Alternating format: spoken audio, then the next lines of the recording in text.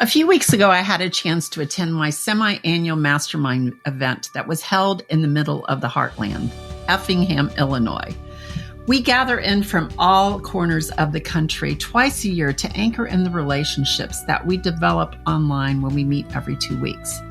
One thing I love about these events is that everything in my business comes to a grinding halt. There are no Zoom calls, no distractions, nothing that I would have during a normal workday. That really keeps me off track. And what this does, it allows me to focus on the extra mind that becomes present in the room when the collection of minds come together. That's where we came up with the idea and the term mastermind that was coined by Napoleon Hill. It's this wisdom, this collective wisdom in the room that lets us see things differently. So the mastermind that I'm a part of is facilitated by Mike Kim, who over the last 3 years has become a mentor and a friend.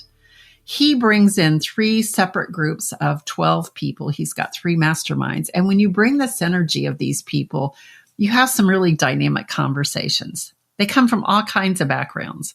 So just to give you an idea of who's in the room, we have coaches who coach one-on-one or in group settings and coach on all types of different things. They either work with executives. There's one who works with married entrepreneurs. We have people who work on helping those who are burned out in life. Also, those who struggle to create the right type of content. We've got someone who coaches them.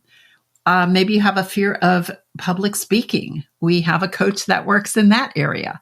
And we also have someone who works with people who want to become fractional executives. Then we also have corporate trainers. Those who run programs that will help you get more of the right referrals, develop better daily habits, become a better leader, or shift to prioritize rest as fuel for your life. We also have someone who does marketing done-for-you services, and we have the leader of a global nonprofit that wants to bring more clean water accessibility to the world. There's also someone who has created a business by building his email list to 200,000 people. You can imagine how desirable he is to have as an affiliate partner. That's just a sampling of who's in the room. We start the day by selecting a seat at the table, and we end the day with having deeper relationships with who's in that circle. The focus of the event is normally where we select some people and they will make a presentation. They'll speak at the front of the room. But this time was a little bit different. We gathered 3 people who have been leveraging AI in a very different way. And we got to see how we could really use it to save time as one of our virtual assistants. There was no doom and gloom that AI is here. There is no fear of, oh, your job's going to be taken away. The question about AI was, what does this make possible for you? Where can you use this powerful tool and leverage it? And where can you bring only what the humanity is that you can bring to the table that AI can't possibly give us? So the other thing is when we start these events, Mike usually prompts us with a question. And this time he asked us to reflect back and answer the question, how have you grown over this last year? And we were to share it with the people around our table. Now, there is an underlying principle to this question. There's a gentleman, Dan Sullivan, who is an entrepreneur coach, who is known for a principle called always measure backwards. And it comes from his book, The Gap and the Gain, where he emphasizes looking at the progress you made from your gains rather of your starting point. So where you are now, back to where you started, let's measure that to see what you've done versus what we typically do is look at where we are now and where we have to go. And then there's that big gap in there. When you focus on your gains, you're more likely to feel motivated and positive about your progress, even when you do face challenges ahead. And by measuring against your past self, you compare your current state to where you were previously, rather than constantly looking at this idealized future and thinking, how am I going to do it? What I love about these type of exercises is it forces us to pause and to really look and reflect. We spend so much time of our energy focusing on what we're working towards or thinking about how perfect or happy our life is going to be if we can only do certain things, right? Like, if I could only get more clients, if I could only get a certain amount of money, if I could either get more sleep, lose weight, or exercise more, maybe I need to take another certification. We're always looking at when I can do this, will I be happy? We have this elusive destination we put in front of us. So you get the idea. We're so busy dreaming about where our life can be different in the future that we neglect to look at this amazing life right in front of us, right? So how did I answer this question about how I had grown over the last year? Yeah, I really hadn't thought too much about it, but the answer dropped into my head right away. There came a time earlier this year when an event happened that really changed how I looked at my business. One of my major clients I'd been working with for about 18 months decided they wanted to pull back on their marketing. There was some uncertainty in their industry. They weren't really sure what to do. So they said, we're going to take a pause. And so with that opened up space in my calendar and gave me some margin. So it gave me a chance. What did I want to do? And I decided I would make myself my client and work on things in my business that needed to happen. But I always told myself that I would get to it someday. The major tipping point for me was for choosing to make my someday my one day, when everything I was going to do would change. I looked at where I wanted to be by the end of the year and decided it wasn't going to happen without a strategy to make the biggest impact. I asked myself, what would be that lead domino to fall in place that when it was in place, everything else would be easier? First, I did need to focus on replacing that lost revenue. Please don't, hear me out. That definitely was a concern. But what if I looked at, rather than going out to finding another client, what was this I wanted to work on my business that would bring in that revenue and more? So there were two things that were high priority for me. So I created a plan to make that possible. One of the ideas was building my audience and bringing more people on my email list to hear the things I wanted to say, the people that resonated with what I believe in, the people that I really want to help, those people I know that have a problem, that I can help them experience that transformation. That was one thing. The other was to set myself up to work on writing my book, right? Without interfering with all of these other priorities in my life. Working on my business, being with the people that I want to be, and setting my priorities for why I set my business up, my lifestyle business, in the way I wanted in the first place. So what was the one thing that helped me grow this past year? I chose, I'm going to put a stake in the ground and make my someday my one day. I put a date on the calendar and set up a time to create the strategy to make these things happen. Where did I want to be at the end of the year? And what was necessary to make that happen?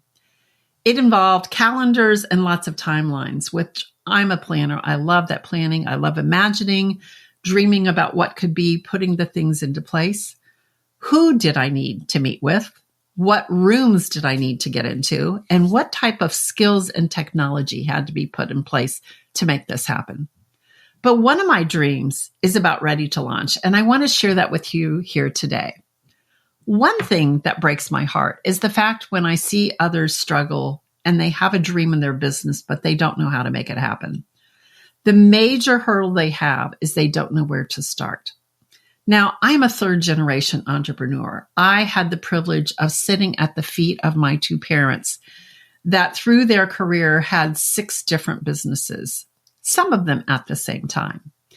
And what I saw was the idea and the dream, the vision to make it happen and how they had to put it into place. I saw the struggles that were necessary. I saw the sacrifices that had to come. I also saw how their passion of what they believed in was so strong that got them through some of those challenging times. And then there was my grandfather who had one of the old general stores in Southern Ohio where the community would come together, right? Sometimes he would have to issue credit so people could put food on the table to be able to feed their families. But what I saw through my lineage was people who gave other people chances. And that's one thing I want to do in my business. I want to give people chances to be able to see their vision, to feel their purpose, and to be able to bring it out into the world. So this starting piece is really important. Their one day does not exist on their calendar. So taking those first steps is critical. But how do they know where to begin? Well, it just so happens that one of my superpowers tends to be developing processes where they don't exist. You know, I was one of the founders of a private school here in Atlanta. And what I saw in a startup is when there are no processes that exist, you know where you want to go, you know where you are now, but how do you build the bridge to get there? And I started to notice that some other people did not have the skill, that one that came very easily to me. So what I look at is, okay, how do you put this into place? And as I've learned about my human design, I know that I have the courage to try things where maybe others do not. I can see very quickly when something's going to work, and I know when to pull away. And what that means is, for those that I work with, is I've done the testing to see what works. I know what works, and I know what the most efficient way to get there, and I know the road that you don't want to go on. So what this does for my clients, it saves them time and money and the headache of trying something where I can bring in a solution that might get them there faster. I tend to dig to the root of what's causing the issue rather than treating the symptoms. I believe, let's get it in, let's get it out, let's move on, and let's don't waste our time getting there. The other thing I know for sure is, after hosting this podcast for over 140 episodes, that I know people want to become a better version of themselves. Don't believe me? Let's look at New Year's resolutions. Every year on January 1st, or leading up to that time, people are looking at, okay, what am I going to do for a reset? What am I going to stop doing? And what am I going to do to become better? We do it at the beginning of the month. We look at the beginning of the quarter, or even the beginning of a week. We want to cut cords with that person that we've become. We're looking for a reset. We want to draw on a line in the sand that we leave behind what we feel was holding us back, and take action on a new way of becoming the new and improved version of you. This is exactly why I've created the Reimagine You quiz that will help you determine the best path you can take, with follow-up resources to go with it. So what you get when you take this quiz, you'll find out which of 4 styles that you would take to reimagine you. And then you get a 10-page power-packed guidebook that's going to tell you things like, what does your style look like? What are some of the benefits for you following that path? What are things you should watch for? What are some best practices? What are some questions you can use to reflect, to really examine what works for you? You know, one thing I believe in, I'm not one of those gurus to say, this is the one way to do it because it worked for me. I'm more about, here are different possibilities. Let's see which one is going to work for you. The other thing in the guide, you'll find resources and tools, you'll find inspirational insights, and you'll also get a full Let's Get Into Action playlist that you can use to inspire you, and some follow-up podcast recordings that will take you on your journey. So if you've been thinking about this for a while and you're not a DIY type of person, then I do have another solution for you. It's a new program I'm launching here in November as a beta that will be called Next Steps to the New You, Manifest Your Next Level Life. And I'm only taking a limited number of 12 people in this program. It's an online program that will help you get started to create the personal and professional development that many people are looking for right now. Because one thing I believe in is personal development is professional development. We bring our person to work. We can't separate the two. And so when we look at improving, we need to make space for one of those things that we do, which is identifying what gets in the way of our progress, right? Think about, If you're going to move to a new location, if you're going to move to a new house or a building, before you move everything, you look and you take inventory of what you have. What is it I no longer need? And what is it I need to leave behind? So what we do in this program is we start looking at what's getting in your way. How do we identify it? And what can we do to minimize the control it might have over us? At the same time, while we're cleaning things out, we're looking at, okay, what is the new path to move forward? And many of you who listen to my show know that I am a fan of Dr. Gay Hendricks. He wrote the book, The Big Leap, and he's written a lot of books, but The Big Leap is probably one of his most famous. And he also most recently wrote the book, The Big Leap Year. So this is one of the materials we'll be using for our content in this program. And if you want to go back and listen to the episodes with Dr. Hendricks, it would be on this podcast, episode 7, which was at the beginning of the show that we had several years ago. And most recently, he was on a few months earlier for episode 126, where we do specifically talk about the Big Leap Yearbook. So if you're looking for a way to get started and up-level your life and you don't want to do it alone, reach out to me via the link in the show notes. At the time of this recording, the next session will start in November 2024. And that way you won't have to wait till the beginning of 2025 to get started on what you're going to do for the year. We're going to be well under the way. So starting in this next cohort, you'll leave this version of you in the dust and go into 2025 with some new improved version of you that will look back and wave at your future or your former self, right?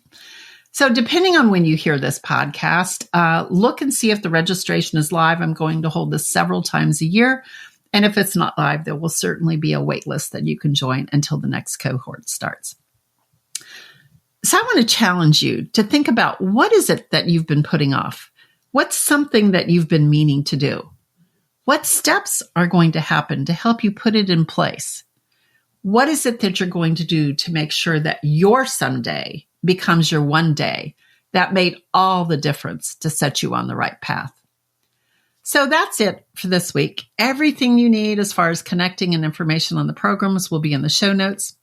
But one thing, I would love to hear what you think. Sometimes it can get really lonely on this side of the microphone. Is there something that I said that resonated with you today? Or is there a particular episode that you like? Are there types of episodes you'd like to hear more from, where I can bring in a particular type of guest? I would love to hear your suggestion. And if you feel so inclined, I'd love for you to share an episode on social media or even go leave a review. If you're not sure how to leave a review, you'll see so on the Apple Podcast, or you can go to my website, lisamcguire.com, go in the navigation bar at the top, you'll see the word podcast. Click on that, and there is a place on that page where you can leave a review. So next week, I have an inspiring guest that is following a different path than what most of us took. So I'm excited for you to join me next week when we can hear them. And so until then, go chase your passion. It will reveal your purpose and help you discover that next level of you that is waiting for you. I hope to see you in an upcoming program, one of the ones I mentioned here, or follow me on LinkedIn and Instagram, and be sure to reach out. So above all, as we end every episode, here's to finding your legendary self.